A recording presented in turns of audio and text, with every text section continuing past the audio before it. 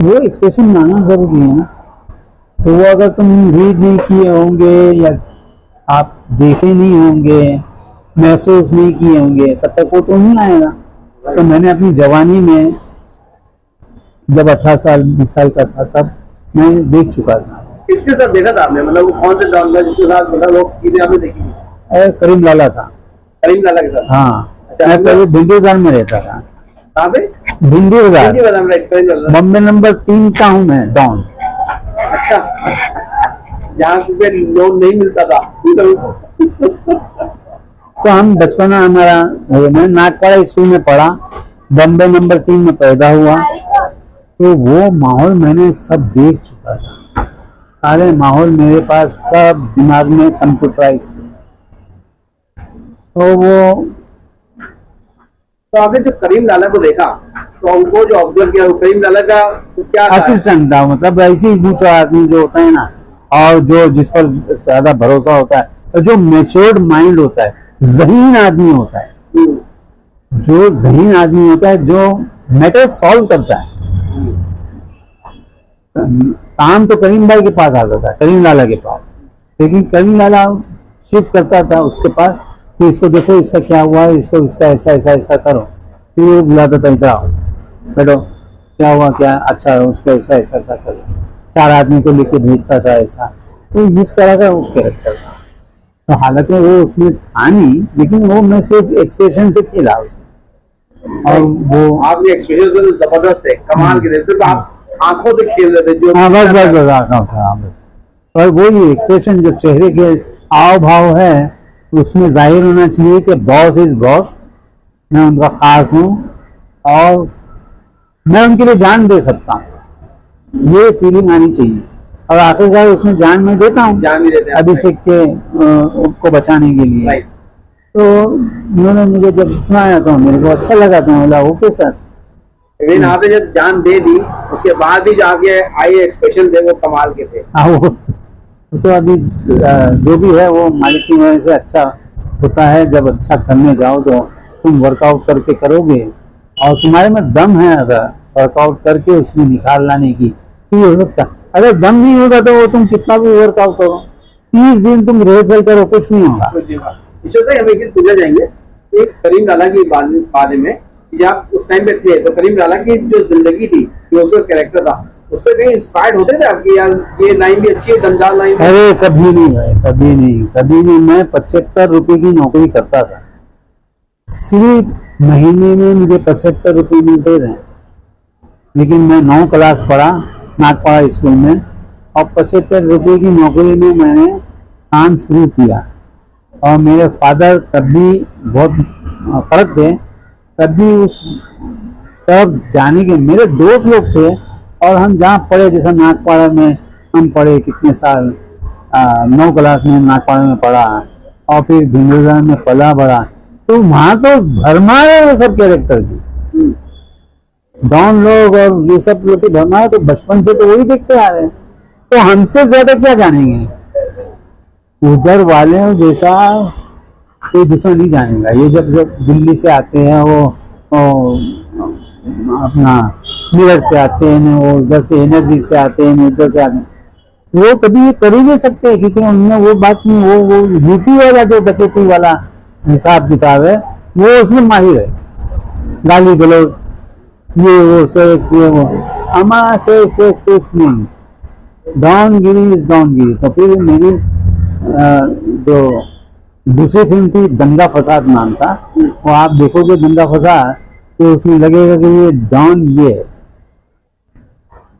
वो देखोगे तो वो ज्यादा बड़ी फिल्म नहीं थी, वो छोटी फिल्म थी, सिर्फ उसमें मैं हीरो था।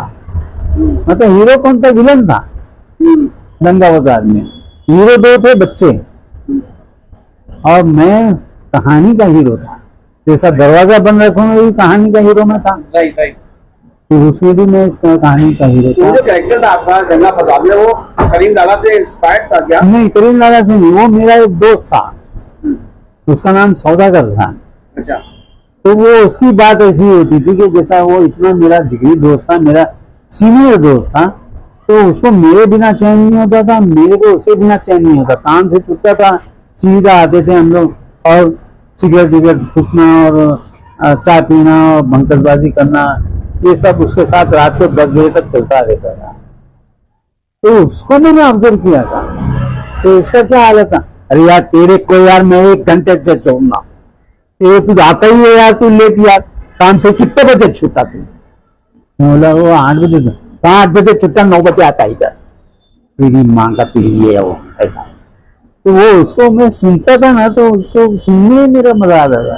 तो जब दंगा फसाद का कैरेक्टर हुआ, तो दंगा फसाद के डायरेक्टर देखा वो एकदम बचकुंदा था, सुनी लगनी होती, तो अभी वो बचकुंदा क्या मेरे डायरेक्ट करेगा। तो मैंने उसको बोला भाई मैं नहीं करूँगा तुम्हारे लिए।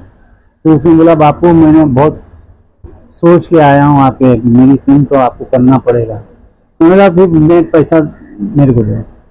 तो बोला कितना पैसा चाहिए? उस टाइम में 11,000 रुपये लेता था पूरी पिक्चर। मैंने उसको भगाने वाला पैसा बोला कि मेरा पैसा सुन के भाग जाएगा। तो मैंने बोला 51,000 लूंगा और 11,000 अभी साइनिंग लूंगा, देते हो तो? 51,000 उस टाइम पे? हाँ उस टाइम पे 51,000। वो जिद्दी था, उसको मैं चाहिए ही था। उसने मेरे को जल्दी से 11,000 का चेक दे दिया, डन। और डन होने के बाद मेरे को बोलता है कि शूटिंग रख दिया मैं, तो शूटिंग रख दिया रीगल टॉकीज के पास। अब वहां मैं शूटिंग कर गया, तो बोला भाई सीन लाओ, तो सीन लाया, इतना बेकार सीन था। मैं बोला यार सीन में तो यार कुछ दम नहीं है, क्या करूं? तो बोलने लगा इशरत भाई आपको किस लिए लिया, आप सीन को करो ना कुछ। मतलब तो फिर मेरे को टाइम दो, एक आधा घंटा। आधे घंटे में मैंने सीन बनाया ये भैया गांव से आएला है, जब भी भगवान का बात कर रहा है, ये भैया इधर भगवान का बात नहीं करने का, इधर हर एरिया में एक भगवान है, अपुन भी इस एरिया का भगवान है, रीगल से लेके वीपी तक का अपुन का एरिया है, जूझ भी तकलीफ होगा तो अपने को बोलने का, समझा के नहीं? मेरा नाम केरनार है, केरनार अपुन का नाम है। चल बच्चा इसको देख तंदूरी रोटी बना खिला। तो वो भी जब सीन बना, तो सीन में फिलोसफी देखो ना, कि अगर किसी को तकलीफ होती थी उस दौर में तो पुलिस स्टेशन कुछ जाते थे, कुछ तो डाउनलोड के पास जाते थे, कोई मस्जिद में जाता था, कोई मंदिर में जाता था कि भगवान मेरे को इस कैरेक्टर से बचाओ। वो जाते थे करीम लाला के पास, वो जाते थे मस्तान के पास, वो ये डॉन के पास, वो डॉन के पास जाते थे कि भाई ये कैरेक्टर हमको बहुत हैरान कर रहा है, हमको बचाओ इसको। तो वो बचाते थे। तो क्या हुआ, फिलोसफी क्या है कि भाई इस एरिया में, हर एरिया में एक भगवान है, राइट। तो ऐसा हमारा इम्प्रोवाइजेशन होता था। अच्छा, ये करीम लाला का जो अंदाज था वो क्या था बात करने का? नहीं वो तो उसका अंदाज एकदम नॉर्मल था। कैसे बोलते थे वो? है ऐसा का मुझे शकीर कॉल फसता और खाजेंगे छपा, वो अपनी पोखरी में बात करते थे।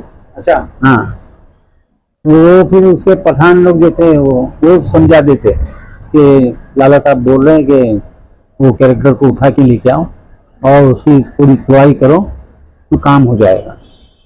तो वो हम तो नहीं थे उसमें, क्योंकि मैंने ऐसा सुना था। हम तो उसके पास जाने के काबिल ही नहीं थे ना। अच्छा, बच्चे थे। अच्छा, आप हम तो बच्चे थे, नहीं वहां जाने का सवाल ही नहीं था। ये है कि हमने देखा था। आपने हाजी मस्तान को भी देखा? हाजी मस्तान को हम कव्वाली में देखते थे और करीम लाला को भी हम कव्वाली में देखते थे। कव्वाली होती थी पहले, का रिवाज था कि शादी है तो भाई कव्वाली, मैदान में पूरा मंडप लग रहा है, गली में मंडप लग रहा है, रात भर कव्वाली चल रही है, यूसुफ आजाद, जानी बाबू, अजीज नाजा, ये सब कव्वाल लोग थे। वो कव्वाल लोग के वर्ड ये डॉन लोग दिखते थे हमको, हम तो कव्वाली सुनने आते थे। और ये वहाँ बैठे होते थे हाजी, और ये आते सब अपना अपना जलवा होता था इनका। अरे बहुत जलवा होता था, लाल लश्कर के साथ, लाल लश्कर के साथ बंदूक सबके लगा हुआ होता था। तो हाजी मस्तान के अंदाज कैसा था बातचीत वाला? कभी आपने नहीं, हमारे कभी नहीं, सवाल ही नहीं पता, हम तो बच्चे थे ना, हम क्या बात करेंगे।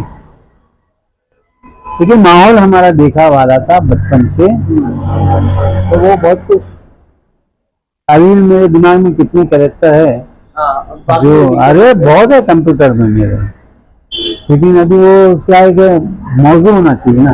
जी प्रोडक्शन वाले अभी एक उधर से सीन आता है तो उधर से सीन आता है तो इधर करो, उसमें कटिंग नहीं करने का, उसमें वो प्राइस नहीं करने का, वो उधर ना बोला है, ये ऐसा है, मतलब वो बदल गया तो। हाँ, अच्छा ईश्वर भाई, आपने जो स्पॉट बॉय का भी काम शुरू किया था, बेवकूफी वाला कौन किसने बोला पता ये नहीं पता नहीं है। है, मुझे किसी बोला हाँ वो सब कोई बेवकूफ है, वो बेवकूफ है, कि आपने वो कोई बेवकूफ आदमी है जो उसने